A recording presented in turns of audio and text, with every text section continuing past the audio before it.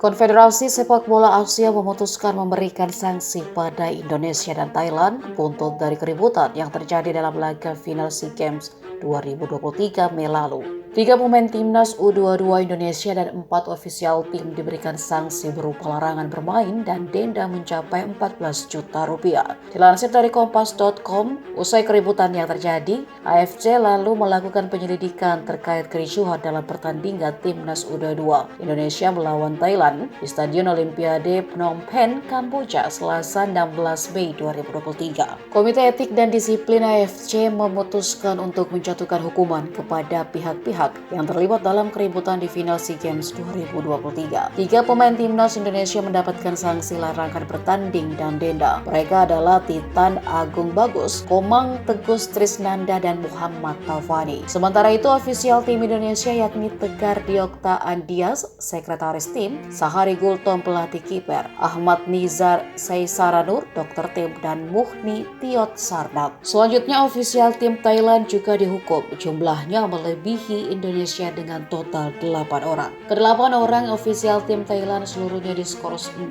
pertandingan, tetapi tak seluruhnya mendapatkan denda. Meski demikian, Federasi Sepak Bola Thailand dijatuhi denda $10.000 Amerika Serikat atau sekitar 149 juta rupiah karena melanggar kode disiplin dan etik AFC pasal 15.1.